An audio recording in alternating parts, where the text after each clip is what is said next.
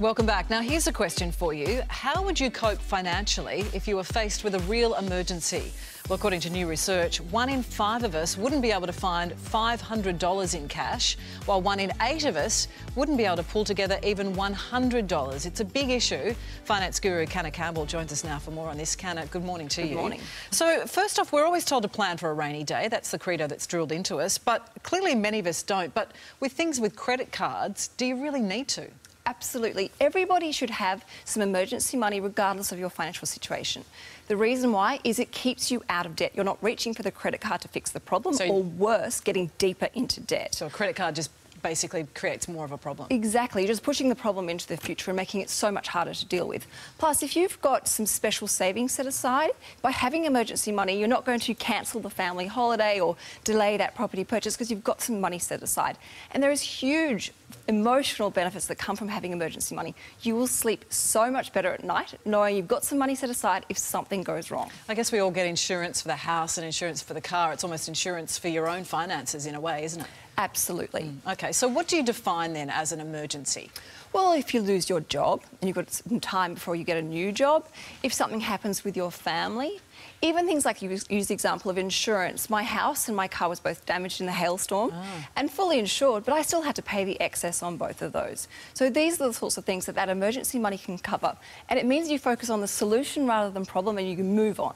And a lot of those, well, most of those are stressful situations as well. So incredibly. Having that peace of mind, I suppose, that you don't have to worry about the stress of the finances. Yeah, you get your beauty sleep. That is good. That is good. Now, when it comes to a rainy day fund, how do we start? Because for the reality of most families, you're struggling to cover the cost of the bills anyway. So how do you actually go about getting it set up in the first place? All right, what I recommend you do is you open up a separate dedicated savings account, OK? It's linked to your everyday account, but there's no ATM card, so there's no temptation. You must nickname this account emergency money.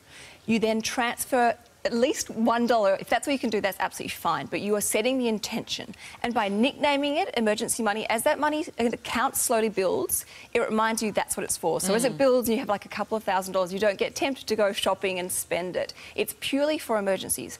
Every time you get paid, as an absolute priority, before you pay yourself, you put some money into that account. And every time you take a bit of money out, purely only for emergencies, you must top it up as quickly as possible. OK, so make sure you're not just sort of diving into it every now and then. Coming up with excuses. Yeah, for excuses for it. No. And is there an ideal amount of money that you should be having in there? Such a great question. I get asked this all the time. The general rule of thumb is you should have 3 months' worth of living expenses or income set in that account.